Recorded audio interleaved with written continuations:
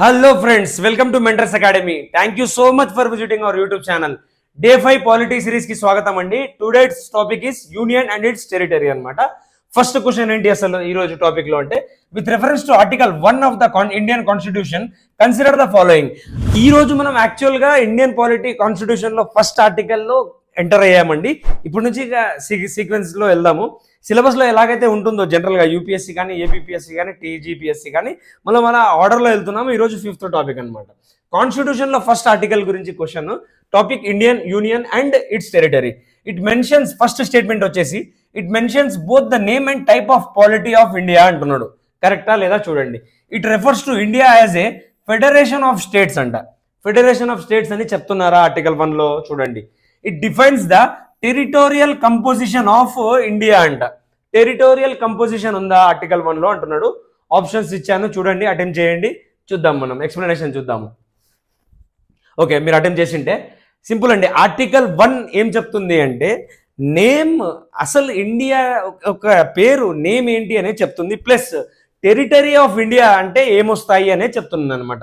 Article 1 సింపుల్గా ఏమంటుంది అంటే నేమ్, ఫస్ట్ నేమ్ గురించి మాట్లాడుతుంది.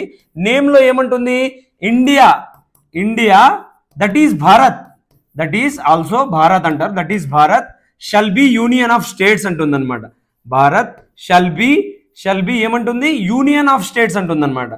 It's not a federation of states. ఎందుకు అంటే చెప్తాను. ఆర్టికల్ 1 వచ్చేసి యూనియన్ ఆఫ్ స్టేట్స్ అంటుంది. అంటే ఏమవుతుంది both the name and type of polity కూడా చెప్తుంది అనమాట. ఆర్టికల్ 1 కరెక్ట్ అయిపోతుంది.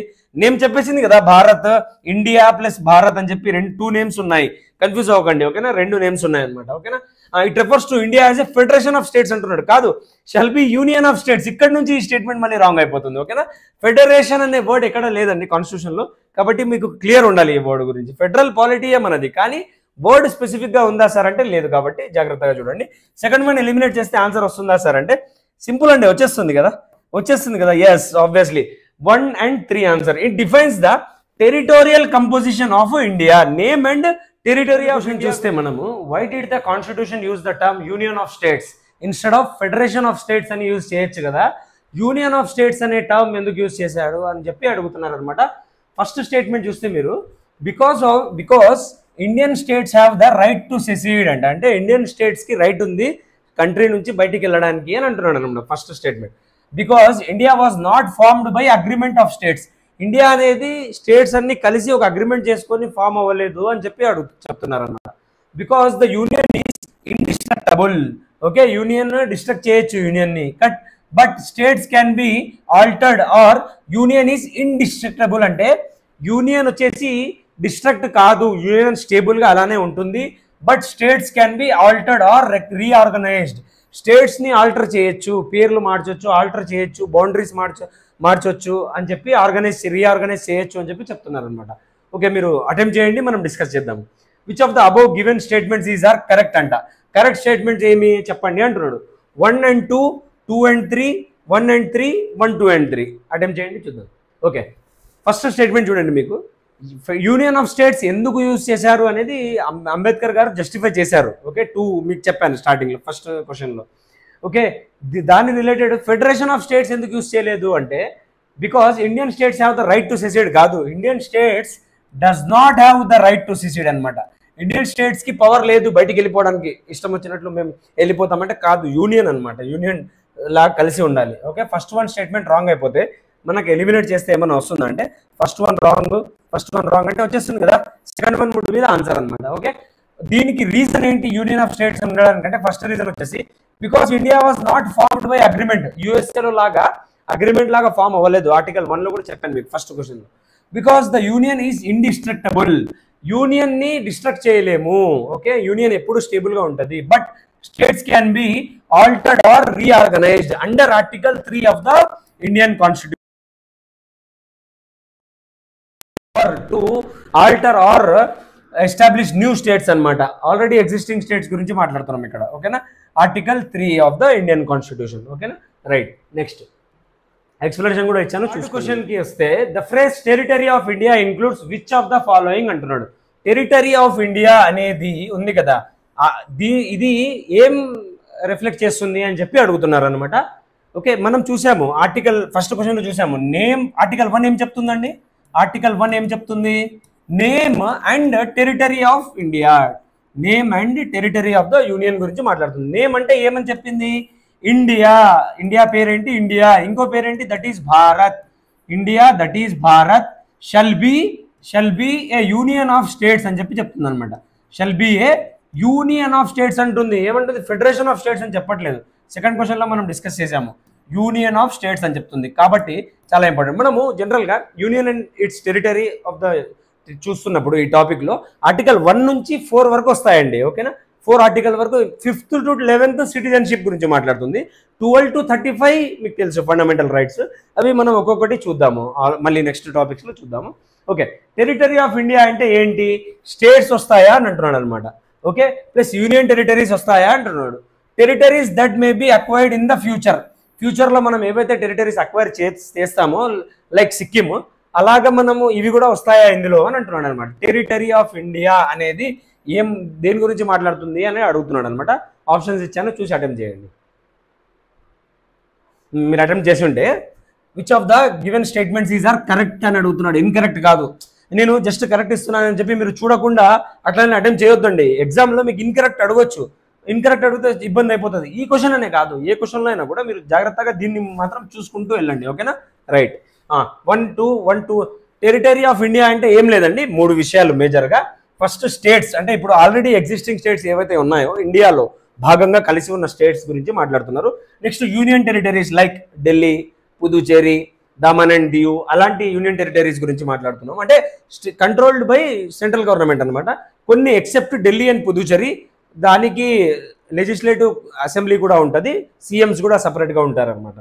Territories that may be acquired in the future అండి. ఎస్, ఆబ్వియస్లీ ఇది ఏ ఆర్టికల్ కింద మాట్లాడుతున్నారంటే ఆర్టికల్ 2 కింద మాట్లాడుతున్నారు దీని గురించి. ఆర్టికల్ 2 వచ్చేసి ఎగ్జిస్టింగ్ టెరిటరీస్ 3 కింద మాట్లాడుతున్నారు. ఏదైతే టెరిటరీస్ ఆల్రెడీ ఉన్నాయో 3, ఏవైతే రేపు పొద్దున మనం ఎక్కడి నుంచైనా తీసుకున్నా లేదా మన దాంట్లో కలవాలని ఏదైనా కంట్రీస్ సిక్కిం లాగా అనుకున్న రెఫరెండం చేసి అవి ఆర్టికల్ 2 కింద చెప్తున్నారు అనమాట. ఓకేనా? ఆర్టికల్ 3 కింద మన స్టేట్, ఇప్పుడు తెలంగాణని ఆంధ్ర నుంచి డివైడ్ చేశారు కదా, ఈ ఆర్టికల్ 3 కింద చేశాను అనమాట. ఎందుకంటే ఎగ్జిస్టింగ్ స్టేట్ కాబట్టి ఆల్రెడీ ఆంధ్రప్రదేశ్ అనేది యూనైటెడ్. ఓకేనా? Right. Okay, 1, 2 and 3 is the answer అండి. ఓకే, ఇలా డిస్కస్ చేసుకుంటూ ముందుకెళ్దాం. నెక్స్ట్ 1, 2 and 3 చూస్తాం. Following statements regarding the union of India and territory of India is are correct అంట. యూనియన్ ఆఫ్ ఇండియాకి టెరిటరీ ఆఫ్ ఇండియాకి డిఫరెన్స్ ఏంటి? ఈ టర్మ్స్ ఉన్నాయి కదా, union of India and territory of India అనే 2 టర్మ్స్ ఉన్నాయి. దానికి దీనికి డిఫరెన్స్ ఏంటి అని అడుగుతున్నారు. First, union of India includes only the states అంట. స్టేట్స్ ఒక్కటే ఉంటాయి యూనియన్ ఆఫ్ ఇండియా అనే పేరులో అంటున్నారు. Territory of India includes union territories and acquired territories also, అంటే బయట నుంచి వేరే కంట్రీస్ నుంచి మనం తీసుకునే, ఎగ్జాంపుల్ సిక్కిం, అలాంటిది మనం తీసుకునేవి కూడా టెరిటరీ ఆఫ్ ఇండియా అనే వర్డ్లో వస్తాయి అని అడుగుతున్నారు అనమాట. ద 2 terms ఆర్ యూజ్డ్ ఇంటర్చేంజబుల్లీ, అంటే ఒకటి మార్చి ఒకటి లేకపోతే అది వాడతారు. ఇన్ ద కాన్స్టిట్యూషన్ అలా యూజ్ చేసింది. ఒక్కొక్కసారి యూనియన్ ఆఫ్ ఇండియా అనొచ్చు లేదా టెరిటరీ ఆఫ్ ఇండియా అనొచ్చు అని అంటున్నారు అనమాట స్టేట్మెంట్. ఓకేనా? ఈ స్టేట్మెంట్ని ఈ 3 అటెంప్ట్ చేసి మీరు పాస్ చేసి అటెంప్ట్ చేయండి, మనం డిస్కస్ చేద్దాం. ఓకే, మీరు అటెంప్ట్ చేసి ఉంటే థర్డ్ స్టేట్మెంట్ జాగ్రత్తగా గమనిస్తే ద 2 terms ఆర్ యూజ్డ్ ఇంటర్చేంజబుల్లీ అంటున్నాడు. అంటే ఒకటి మార్చి కాన్స్టిట్యూషన్లో ఒకవేళ యూనియన్ ఆఫ్ ఇండియా అనొచ్చు ఒక్కొక్కసారి, లేదా టెరిటరీ ఆఫ్ ఇండియా అనొచ్చు అంటున్నారు అనమాట. కాదు, దానికి దీనికి డిఫరెన్స్ ఉందన్నమాట, చాలా డిఫరెన్స్ ఉంది, చూద్దాము. The 2 terms are used interchangeably, ఇది కొట్టేయాలి మీరు. థర్డ్ వన్ సి కొట్టేయాలి. సి కొట్టేస్తే, అంటే థర్డ్ కొట్టేస్తే, మీరు థర్డ్ వన్ ఇలా కొట్టేస్తే ఏమొస్తుంది మీకు? థర్డ్ వన్ కొట్టేస్తే ఆన్సర్ వస్తుందా అనేది చూద్దాం జాగ్రత్తగా. వచ్చేస్తుంది కదా, 1 and 2 ఆన్సర్ అనమాట. ఓకేనా? యూనియన్ ఫస్ట్ మీరు అర్థం చేసుకోవాలి ఏంటి యూనియన్ ఆఫ్ ఇండియా అంటే ఏమొస్తాయి. యూనియన్ ఆఫ్ ఇండియా, ఇంకోటి ఏంటి నెక్స్ట్ వర్డ్ మనం చూస్ చేస్తున్నాము, territories of India. Territory of India అంటే బ్రాడ్ టర్మ్ అనమాట. యూనియన్ ఆఫ్ ఇండియా అంటే నారో టర్మ్. ఓకేనా? యూనియన్ ఆఫ్ ఇండియాలో ఓన్లీ స్టేట్స్ వస్తాయి, ఓన్లీ స్టేట్స్. ఓకే, ఏవి? ఎగ్జిస్టింగ్ స్టేట్స్ ఒకటే, ఇప్పుడు ఆల్రెడీ ఉన్న స్టేట్స్ ఏవైతే ఉన్నాయో అవి వస్తాయన్నమాట. సెంట్రల్ గవర్నమెంట్ కూడా వస్తుందని అనుకోవచ్చు మీరు. ఓకేనా? సెంట్రల్ గవర్నమెంట్ కూడా ఇందులో యూనియన్ ఆఫ్ ఇండియా అనే టర్మ్లో వచ్చేస్తుంది. ఓకేనా? రైట్. టెరిటరీ ఆఫ్ ఇండియాలో ఏమొస్తుంది? చాలా బ్రాడ్ టర్మ్ అనమాట, చాలా బ్రాడ్ టర్మ్. దీంట్లో union territories of India includes states వస్తాయి. ఇందులో ఏమేమి వస్తాయంటే టెరిటరీ ఆఫ్ ఇండియాలో ఏం రావచ్చు అంటే టెరిటరీ ఆఫ్ ఇండియా, చాలా ఇంపార్టెంట్ వర్డ్ అనమాట. టెరిటరీ ఆఫ్ ఇండియాలో ఏమేమి వస్తాయి అని అడగొచ్చు మీకు. ఓకేనా? ఫస్ట్ ఏమొస్తాయి అబ్జర్వ్ చేస్తే మీరు, స్టేట్స్ వస్తాయి. ఏవేవైతే ఆల్రెడీ ఎగ్జిస్టింగ్ స్టేట్స్ ఉన్నాయో అవి వస్తాయి. నెంబర్ 2 యూనియన్ టెరిటరీస్ వస్తాయి. యూనియన్ టెరిటరీస్ యూనియన్ ఆఫ్ ఇండియాలో రావు, అవి యూనియన్ టెరిటరీస్లో వస్తాయి. ఈ రెండు డిఫరెన్స్ ఇది. యూనియన్ టెరిటరీస్ వస్తాయి, ఏవైతే ఎగ్జిస్టింగ్ టెరిటరీస్ ఉన్నాయో అవి వస్తాయి. తర్వాత acquired territories in the future. ఇప్పుడు మనం వేరే కంట్రీ నుంచి మన కంట్రీలో తీసుకొని మన కంట్రీలో ఒక స్టేట్ లాగా చేస్తాము, లేదా మన కంట్రీలో యూనియన్ టెరిటరీ లాగా చేస్తాము. ఫస్ట్ సిక్కింని అలానే కదా, సిక్కింని వేరే కంట్రీలో పార్ట్ ఉంటే మన దాంట్లో తీసుకొని యూనియన్ టెరిటరీ చేసి మళ్ళీ స్టేట్ చేసాము. 36 కాన్స్టిట్యూషన్ అమెండ్మెంట్ యాక్ట్ 1975 అన్ని చూద్దామండి మనం. ఓకేనా? Okay. Third territories acquired territories in future. Acquired territories ఇప్పుడు మీకు అర్థమైపోయింది. యూనియన్ ఆఫ్ ఇండియా అంటే ఓన్లీ స్టేట్స్ వస్తాయి. ఇక్కడ ఒకటే యూనియన్ ఆఫ్ ఇండియా వస్తుంది. ఓకేనా? యూనియన్ ఆఫ్ ఇండియా ఇక్కడ వస్తుంది. యూనియన్ ఆఫ్ ఇండియా ఇక్కడ ఏమొస్తాయండి? యూనియన్ టెరిటరీస్ కూడా వస్తాయి. డిఫరెన్షియేషన్ ఏముంది? యూనియన్ టెరిటరీస్ కూడా వస్తాయి. అక్వైర్డ్ టెరిటరీస్ ఇన్ ఫ్యూచర్ ఏవైతే మనం వేరే కంట్రీస్ నుంచి తీసుకుంటామో అది కూడా వస్తుంది అనమాట. దానికి దీనికి difference. Union of India and territory of ఇండియాకి డిఫరెన్స్ అనమాట, కీవర్డ్స్. ఓకే, నెక్స్ట్ క్వశ్చన్ చూద్దాం మనం. ఎక్స్ప్లెనేషన్ చూసుకోండి మీరు. ఎక్స్ప్లెనేషన్ చూసుకోండి. Which of the following territories were acquired by India post independence తర్వాత మనము ఏం టెరిటరీస్ అక్వైర్ చేసుకున్నాము అని అడుగుతున్నారు అనమాట. క్వశ్చన్ చూస్తే మీరు ఇండియా ఇండిపెండెన్స్ వచ్చిన తర్వాత మనం ఏ టెరిటరీస్ బయట నుంచి తీసుకున్నాము అన్నట్లు అంటున్నారు అనమాట. ఇండియాలోకి కలుపుకున్నాము. పుదుచ్చేరియా, గోవానా, సిక్కిమా అని అడుగుతున్నారు అనమాట. ఇప్పుడు ఇందాక మీకు డిస్కస్ చేసి ఉంటే which of the given statements about is are correct అంటున్నారు. కరెక్ట్ అన్నా కూడా జాగ్రత్తగా చూడాలి మీరు, ఇది ఖచ్చితంగా చూడాలి. ఇన్కరెక్ట్ ఇస్తే ఏం చేస్తారు? రాంగ్ అయిపోవచ్చు. కాబట్టి కరెక్ట్ ఎక్కడైనా అటెంప్ట్ చేసేటప్పుడు ఫస్ట్ క్వశ్చన్ చదవగానే ఇమ్మీడియట్లీ ఇది చదవాలి ఏమంటున్నాడు అనేది. ఓకేనా? రైట్, చూడండి. పాస్ చేసి అటెంప్ట్ చేయండి, మనం డిస్కస్ చేద్దాం. ఓకే, పోస్ట్ ఇండిపెండెన్స్లో మనము ఏం తీసుకున్నామండి? ఏమేమి తీసుకున్నాము? ఫస్ట్ అంటే పుదుచ్చేరి తీసుకున్నాం కదా. ఓకే, పుదుచ్చేరి తీసుకున్నామా? తర్వాత గోవా తీసుకున్నామా? గోవా కూడా తీసుకున్నాం. సిక్కిం తీసుకున్నామా? ఎస్ తీసుకున్నాం. 1975 36th కాన్స్టిట్యూషనల్ అమెండ్మెంట్ యాక్ట్ ద్వారా మన దాంట్లోకి చేసుకున్నాం అనమాట. 1975 ఏప్రిల్ 1975లో రెఫరెండం చేసుకున్నారనమాట వాళ్ళు మనం ఇండియాతో కలిసి ఉండాలా లేదా అన్నట్ల, మనకు మొనార్కీ ఉండాలా లేదా మనం డెమోక్రసీలోకి వెళ్ళాలా అనేది వాళ్ళ రెఫరెండం జరిగింది ఏప్రిల్ 1975లో. చేస్తే మోర్ దాన్ 97 పీపుల్ రెఫరెండం అడుగుతారనమాట పీపుల్ని. మీరు ఉండాలా అనుకుంటున్నారా లేదా వెళ్దాం అనుకుంటారా, ఇక్కడే ఉందామా లేదా ఇండియాలో కలుద్దామా అని చెప్పి రెఫరెండం చేస్తే 97% మోర్ దాన్ 97% ఏం చేశారు? ఇండియాలో కలుద్దామని చెప్పారు. కాబట్టి మనం వాళ్ళని కలుపుకున్నాము. 36th కాన్స్టిట్యూషనల్ అమెండ్మెంట్ యాక్ట్ చేసామన్నమాట. మనం 36th కాన్స్టిట్యూషనల్ అమెండ్మెంట్ యాక్ట్ చేసి 1975లో 36 కాన్స్టిట్యూషనల్ అమెండ్మెంట్ యాక్ట్ చేసి మన దాంట్లో కలుపుకున్నాం దాన్ని. ఓకేనా? రైట్, 1975 గుర్తుపెట్టుకోండి, చాలా ఇంపార్టెంట్. ఓకే, అయితే ఆన్సర్ ఏమైపోతుంది? 3 కూడా అయిపోతాయి. ఓకేనా? రైట్, 3 కూడా ఆన్సర్ కరెక్ట్. చూడండి, Puducherry through cession from France మన ఇప్పుడు పుదుచ్చేరి ఇక్కడ ఉంది, గోవా ఇక్కడ ఉంది. ఓకే, అట్లా గుర్తుపెట్టుకోండి. ఇక్కడ ఫ్రాన్స్, ఇక్కడ పోర్చుగీస్. ఓకేనా? Right, simple. Goa military action in 1961. Portuguese వెళ్ళకపోతుంటే మనం మిలిటరీ యాక్షన్ తీసుకుంటాం. పోర్చుగీస్ కదా ఫస్ట్ మోడర్న్ హిస్టరీలో మీరు చదువుతారు కదా, పోర్చుగీస్ వస్తారు ఇండియాకి ఫస్ట్, మళ్ళీ లాస్ట్ కూడా వెళ్ళేది వాళ్ళే 1961. చూడండి. And Sikkim through referendum and constitution amendment కూడా చేసుకున్నాం. Where acquired by India after the constitution came into effect. ఓకేనా? Cession from France. ఓకేనా? Right. Article 2 of the Indian constitution empowers parliament. Article 2 ఇప్పుడు ఆర్టికల్ 1 గురించి అంతా డీటెయిల్గా డిస్కస్ చేసాము. ఆర్టికల్ 2లోకి ఎంటర్ అవుతున్నాము. ఆర్టికల్ 2 ఏం చెప్తుంది అంటే of the constitution empowers parliament ఏం చెప్తుంది అనేది క్వశ్చన్ స్టేట్మెంట్స్ ఇచ్చాను, డిస్కస్ చేద్దాం. Admit into the union new states అంట. న్యూ స్టేట్స్ గురించి మాట్లాడుతుందా? Establish new states not already in the union అని అడుగుతున్నారు అనమాట. Alter the boundaries of existing states అని అంటున్నారు అనమాట. ఓకేనా? రైట్, చూడండి. Which of the above given statements is are correct? Discuss చేద్దాం, మనం అటెంప్ట్ చేయండి. ఓకే, సింపుల్ అండి. మీరు అటెంప్ట్ చేసి ఉంటే థర్డ్ స్టేట్మెంట్ గమనిస్తే మీరు alter the boundaries of existing states అనేది ఆర్టికల్ 3 చెప్తుంది అనమాట. ఆర్టికల్ 2 కాదు, ఆర్టికల్ 3 చెప్తుంది. థర్డ్ వన్ మీరు ఎలిమినేట్ చేయాలి. థర్డ్ వన్ ఎలిమినేట్ చేస్తే ఆన్సర్ వస్తుందా అంటే ఖచ్చితంగా వస్తుంది, 1 and 2. ఓకే, ఆర్టికల్ 2 ఏం చెప్తుందండి? It empowers the parliament. Article 2 talks about empowering the parliament to admit the new states into the Indian union అనమాట. ఓకేనా? Article 2 talks about empowers the parliament. Empowers parliament కి power ఇస్తుంది అనమాట article 2. ఏమని, కొత్త states మీరు establish చేసుకోవచ్చు. అంటే కొత్త స్టేట్స్ అంటే ఆల్రెడీ ఉన్న స్టేట్స్ కాదు, ఆల్రెడీ ఉన్న స్టేట్స్ ఆర్టికల్ 3 మాట్లాడుతుంది అనమాట. మన దగ్గర తెలంగాణ మనం ఆర్టికల్ 3 కింద చేసాము. ఓకే, కొత్త స్టేట్స్ అంటే బయట నుంచి మనం తీసుకొని వస్తాం ఏదైతే స్టేట్స్, దాన్ని మన ఇండియాలో కలుపుకోవాలి అంటే ఆర్టికల్ 2 కింద చేసుకోండి అని చెప్పి పార్లమెంట్ కి ఆర్టికల్ 2 పవర్ ఇస్తుంది అనమాట. Admit into the union new states, కొత్త states, establish new states not already in the union. ఏదైతే ఆల్రెడీ ఇండియన్ యూనియన్ లో ఏదైతే పార్ట్ కాదో అవి కలుపుకోండి అని చెప్పి చెప్తున్నారు అనమాట. Simple. Okay, third one eliminate చేస్తే ఆన్సర్ వచ్చేస్తుంది. నెక్స్ట్ చూసుకోండి మీరు, admission and establishment of new states that already part article 3 అని చెప్తుంది. ఓకే, ఇప్పుడు ఆర్టికల్ 3 గురించి అడుగుతున్నాము. ఆర్టికల్ 3 ఏం చెప్తుందండి, ఒక్కసారి చూడండి క్వశ్చన్ ఏం అడుగుతున్నారు. Article 3 which are the following conditions must be met before a bill is introduced in parliament. Article 3 కింద ఏదైతే ఇప్పుడు మనం ఆర్టికల్ 3 ఏం చెప్తుందో చూసాం కదా.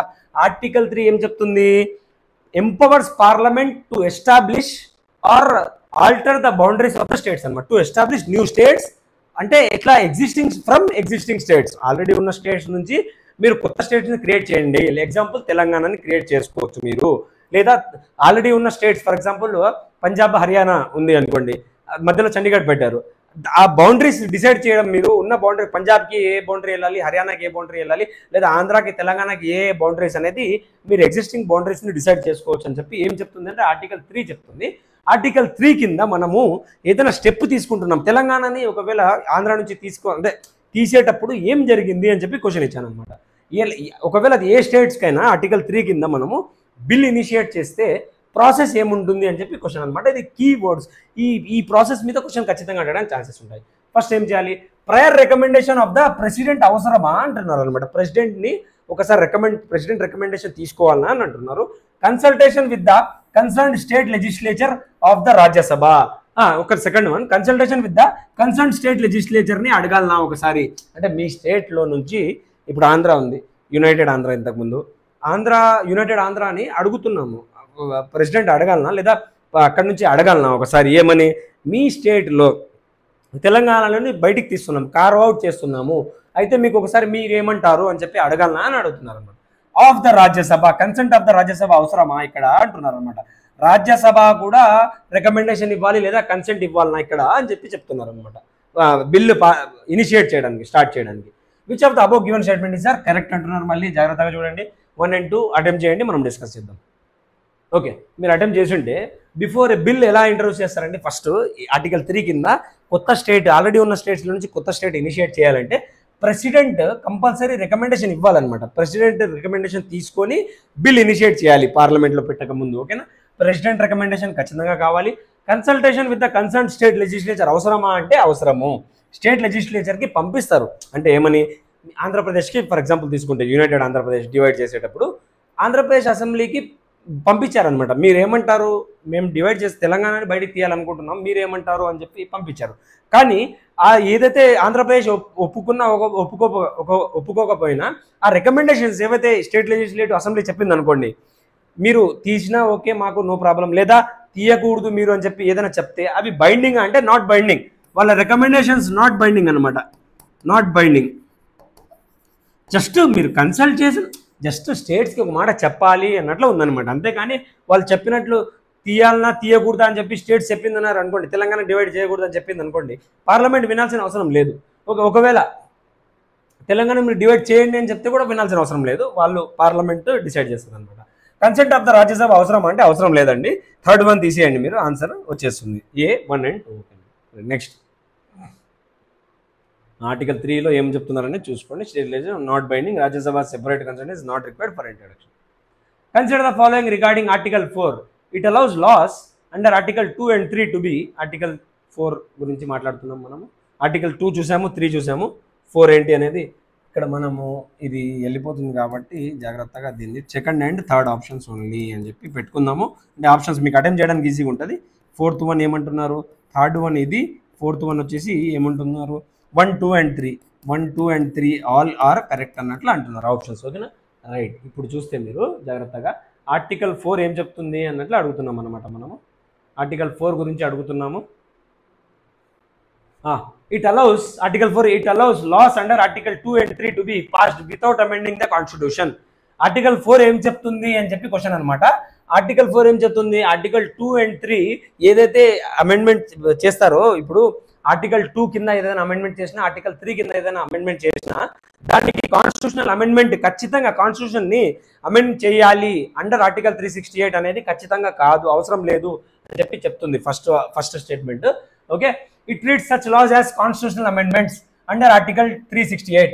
ఆర్టికల్ 2 లేదా 3 కింద ఏదైనా అమెండ్మెంట్ చేస్తే అది కాన్స్టిట్యూషనల్ అమెండ్మెంట్ కింద చేస్తారా అని చెప్పి చెప్తున్నారు అనమాట. ఇట్ ట్రీట్ సచ్ ఏవైతే అమెండ్మెంట్స్ చేస్తారో, లాస్ తీసుకొస్తారో అవి కాన్స్టిట్యూషనల్ అమెండ్మెంట్ అండర్ ఆర్టికల్ 368 కింద దాన్ని కాన్స్టిట్యూషనల్ అమెండ్మెంట్స్ కింద పరిగణనలోకి తీసుకుంటారు అని చెప్పి చెప్తున్నారు. It requires a simple majority in parliament అంటున్నారు అనమాట. దీనికి సింపుల్ మెజారిటీతో చేయొచ్చా, ఆర్టికల్ 2 కానీ 3 కానీ సింపుల్ మెజారిటీతో చేయొచ్చా అని అంటున్నారు. స్టేట్మెంట్ చూడండి, అటెంప్ట్ చేయండి, మనం డిస్కస్ చేద్దాం. Which of the given statement is are correct అనమాట. ఇది ఎందుకు సార్ ఎన్నిసార్లు హైలైట్ చేస్తున్నారు అంటే, కరెక్ట్ దగ్గర మీరు ఒక్క క్వశ్చన్ యూపీఎస్సీ కానీ ఏపీఎస్సీ ఒక్క క్వశ్చన్ యూపీఎస్సీలో అయితే 1 క్వశ్చన్ 2 మార్క్స్కి ఉంటుంది. 2 మార్క్స్ వెళ్ళిపోతే మీరు ఎంత కిందకి వచ్చేస్తారు, అసలు ఛాన్సెస్ తగ్గిపోతాయి క్వాలిఫై అవ్వడానికి. కాబట్టి మీకు హైలైట్ చేస్తున్నారు. 1 2 అటెంప్ట్ చేయండి. ఓకే, ఇప్పుడు మీరు అటెంప్ట్ చేసింటే చూడండి. It allows laws under article 2 to be passed without amending the constitution అంట. ఓకేనా? Yes, there is not required of any constitution amendment under article 2 and 3. If these laws are amended already, such laws cannot be considered as an constitutional amendments under article 368. As కాదు, cannot be considered. Article 2 3 కింద ఏదైతే amendments చేస్తారో constitution లో, దాన్ని constitutional amendments act కింద consider చేయాల్సిన అవసరం లేదు అని చెప్పి ఆర్టికల్ 4 చెప్తుంది. దీన్ని సుప్రీంకోర్టు కూడా అప్హెల్డ్ చేసింది. ఓకే, థర్డ్ వన్, ఇది requires simple majority in parliament. Yes, simple majority కావాలి. అంటే ఇప్పుడు స్టేట్మెంట్ 2 రాంగ్ అయిపోతే, మనకు స్టేట్మెంట్ 2 రాంగ్ అయిపోతే ఆన్సర్ వస్తుందా అంటే ఖచ్చితంగా వస్తుంది. ఆన్సర్ ఏంటి? 1 and 3. ఆర్టికల్ 2 and 3 కింద ఏవైతే అమెండ్మెంట్స్ లాస్ పాస్ చేస్తారో అవి వితౌట్ అమెండింగ్ ద కాన్స్టిట్యూషన్ చేయొచ్చు, అవి కాన్స్టిట్యూషన్ అమెండ్మెంట్స్ కింద రావు అని చెప్పి చెప్తున్నారు అనమాట. సింపుల్ అండి, అంతే. ఇట్ రిక్వైర్స్ సింపుల్ మెజారిటీ కావాలి, స్పెషల్ మెజారిటీ అవసరం లేదు. ఓకేనా? రైట్. ఇప్పుడు నెక్స్ట్ క్వశ్చన్ ఏంటి, ఆర్టికల్ 1 చూసాము, 2 చూసాము, 3 చూసాము, ఆర్టికల్ 4 ఏమంటుంది అనేది చూసాము. ఇంకా క్వశ్చన్ ఎలా అడగొచ్చు, which of the following does not require A constitutional amendment act. Okay, ఏవైతే ఇందులో ఇచ్చిన స్టేట్మెంట్స్ కాన్స్టిట్యూషనల్ అమెండ్మెంట్ చేయాల్సిన అవసరం లేదు అని చెప్పి అడుగుతున్నారు. Creation of new state from existing స్టేట్సా అంటున్నారు అనమాట. ఆల్రెడీ మన దగ్గర ఉన్న స్టేట్స్ని కొత్త స్టేట్స్లో మళ్ళీ దానిలో నుంచి తీయాలి అంటే అమెండ్మెంట్ అవసరం లేదా అంటున్నారు. Alteration of a states boundary amend చేయడానికి, ఇందాక చెప్పాను మీకు, బౌండరీ అమెండ్ చేయడానికి ఆల్టరేషన్ అవసరం లేదా, కాన్స్టిట్యూషన్ అమెండ్మెంట్ అవసరం లేదా అని చెప్పి చెప్తున్నారు. Session of the territory to a foreign state అనమాట. ఏంటి సెషన్ అంటే? ఇచ్చేయడం, మన కంట్రీలో ఉన్న ఏదైనా స్టేట్ పార్ట్ వేరే కంట్రీకి ఇచ్చేయడము. అలా చేయడానికి కోసం కూడా కాన్స్టిట్యూషనల్ అమెండ్మెంట్ అవసరం లేదా అని చెప్పి చెప్తున్నారు. అటెంప్ట్ చేయండి, మనం డిస్కస్ చేద్దాం. ఓకే, మీరు అటెంప్ట్ చేసింటే జాగ్రత్తగా గమనిస్తే third statement, cession of the territory to a foreign state. ఒక సింపుల్ లాజిక్ అండి ఇక్కడ. Admission of the foreign territory into Indian యూనియన్కి, admission of foreign territory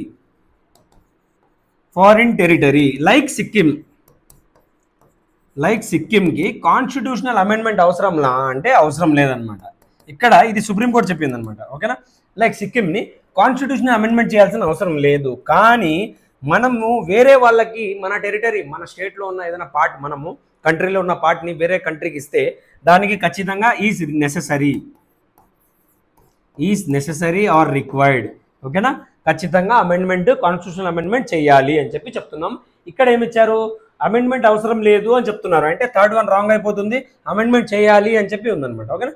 third one wrong అయిపోతే ఆన్సర్ వస్తుందా అంటే వస్తుంది కదా. Creation of new state from existing states, alteration of states boundary. ఈ రెండు ఎక్కడ చెప్తున్నారు? Power of parliament. Okay, under article 3 అనమాట. ఓకేనా? రైట్. ఇలా కూడా అడగొచ్చు క్వశ్చన్ అని చెప్పి మీకు ఆర్గనైజ్డ్ వేలో article 1 2 3 4 union and its territory టాపిక్ని ఆర్గనైజ్డ్ వేలో కన్సాలిడేటెడ్ చేసి ఒక చోట పెట్టి మీకు డిస్కస్ చేస్తున్నాను. మీరు చదవాల్సిన అవసరం కూడా లేకుండా మీకు ఈజీగా అర్థమయ్యేలాగా క్వశ్చన్స్ చేసి ఫ్రేమ్ చేసి ఇస్తున్నాను.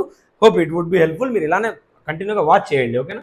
రైట్. సబ్స్క్రైబ్ చేయండి, మీ ఫ్రెండ్స్ కూడా చెప్పండి. మెంటర్స్ అకాడమీ ఇలా ఉంది, మనం ఇలా డిస్కస్ చేస్తున్నామని చెప్పి చెప్పండి. Next, consider the following statements regarding the constitutional nature of Indian states. Okay, constitutional nature అన్నప్పుడు జాగ్రత్తగా చూడండి మీరు. Constitutional nature of Indian states అంట. ఓకేనా, ఇండియన్ స్టేట్స్ ఎలా ఉన్నాయి కాన్స్టిట్యూషనల్ ప్రకారంగా అని చెప్పి చెప్తున్నారు. జాగ్రత్తగా చూస్తే మీరు ఆ ఆప్షన్స్ కూడా మీకు చూపిస్తాను. ఇలా చూస్తే కొంచెం చిన్నగా కనపడవచ్చు, జాగ్రత్తగా చూడండి. ఒక నిమిషం. Constitutional nature of Indian states గురించి question. Parliament can create a new state without the consent of the concern state. స్టేట్కి అడగాల్సిన అవసరం కూడా లేదు, పార్లమెంట్ అనుకుంటే క్రియేట్ చేయొచ్చు అని చెప్పి చెప్తున్నారు. The constitution guarantees the territorial integrity of states అంట. Constitution territorial integrity of states అంటే స్టేట్స్కి ఖచ్చితంగా మీకు ఏదైతే మీ బౌండరీ ఉందో ఖచ్చితంగా మీ బౌండరీ ఏం కాదు అని చెప్పి కాన్స్టిట్యూషన్ వాళ్ళకి గ్యారంటీ ఇస్తుందా అని చెప్పి చెప్తున్నారు. States have no right to secede from the union అంట. Okay, according to constitutional nature of Indian states. Indian స్టేట్స్కి కాన్స్టిట్యూషన్లో ఏముంది అని చెప్పి అడుగుతున్నారు. మీరు అటెంప్ట్ చేస్తే మనం డిస్కస్ చేద్దాం. 4th వన్ వచ్చేసి 1, 2 and 3 అనమాట. ఓకే, మీరు అటెంప్ట్ చేస్తుంటే జాగ్రత్తగా గమనిస్తే సెకండ్ వన్ చూడండి. కాన్స్టిట్యూషన్ కరెక్టా లేదా అనేది కూడా చూడండి. ఓకేనా, right. The constitution guarantees the territorial integrity of states అంటే కాన్స్టిట్యూషన్ మీ స్టేట్స్ ఏం కాదబ్బా, మీరు స్టేట్స్కి మీకు ఆల్టర్ చేయము, మీ బౌండరీ లేదు, మీ కొత్త స్టేట్ కూడా మీ స్టేట్ నుంచి క్రియేట్ చేయము అన్నట్ల గ్యారంటీ ఏం ఇవ్వట్లేదు. ఎగ్జాంపుల్ మన ఆంధ్రప్రదేశ్లో చూసుకున్నారు మీరు, ఆంధ్రప్రదేశ్ నుంచి తెలంగాణని తీశారనమాట. ఓకేనా, అది ఆర్టికల్ 3 చెప్తుంది. ఆర్టికల్ 3లోనే పార్లమెంట్కి పవర్ ఇచ్చేస్తుంది కాన్స్టిట్యూషన్. ఏమని, మీకు ఏమైనా అవసరం పడితే కొత్త స్టేట్స్, ఆల్రెడీ ఉన్న స్టేట్స్ నుంచి కొత్త స్టేట్స్ క్రియేట్ చేసుకోండి, లేదంటే వాళ్ళ బౌండరీస్ని కూడా మీరు ఆల్టర్ చేయండి, ఓకే అని చెప్పి చెప్పారనమాట. ఓకే, సెకండ్ వన్ రాంగ్ అయిపోతే ఆన్సర్ వస్తుందా అంటే, ఆన్సర్ వస్తుందా సార్ అంటే ఖచ్చితంగా వస్తుంది. 1 and 3 అనమాట. Parliament can create a new state without the consent of the concern state. మీకు డౌట్ రావచ్చు, సార్ వితౌట్ ద కన్సెంట్ అంటున్నారు, మరి స్టేట్ లెజిస్లేటివ్ అసెంబ్లీకి పంపిస్తున్నారు కదా ఒకసారి ఇట్లా మీరు చూడండి అని చెప్పి, అంటే అది చూడండి అని పంపిస్తున్నారు కానీ కన్సెంట్ మీరు ఖచ్చితంగా మీరు చెప్పకుంటే అసలు మేము క్రియేట్ చేయలేము అని చెప్పి అయితే చెప్పట్లేదు కదా, మీ కన్సెంట్ ఖచ్చితంగా కావాలి అని అయితే చెప్పట్లేదు కదా. కానీ ప్రెసిడెంట్ విషయంలో వస్తే అసలు బిల్లు స్టార్ట్ చేయకముందే ప్రెసిడెంట్ రికమెండేషన్ ఇవ్వాలన్నమాట. ప్రయర్ రికమెండేషన్ ఈస్ కంపల్సరీ అనమాట. ఓకేనా, ఈ బిల్ ఇనిషియేట్ చేయడంలో. ఓకేనా. Third one, states have no right to secede from the union. Yes, స్టేట్స్కి పవర్ లేదు యూనియన్ నుంచి బయటికి వెళ్ళిపోవడానికి. అది డాక్టర్ బిఆర్ అంబేద్కర్ గారు యూనియన్ ఆఫ్ స్టేట్స్ అని ఎందుకు పెడుతున్నారు మీరు అంటే దానికి జస్టిఫికేషన్గా ఇది చెప్పారనమాట. ఇంకో మాట ఏం చెప్పారంటే, Indian union is not an agreement of states. Indian union is not an agreement of states అనమాట. Not an agreement among the states like USA అని చెప్పి కూడా చెప్పారు. మనం ఆల్రెడీ డిస్కస్ చేసాము, మీకు ఒకసారి రివిజన్ అవుతుందని మళ్ళీ చెప్తున్నాను. Agreement among states, it is not an agreement among states అని చెప్పి కూడా జస్టిఫికేషన్ ఇచ్చారు. ఈ రెండు మాటలు చెప్పారు అనమాట.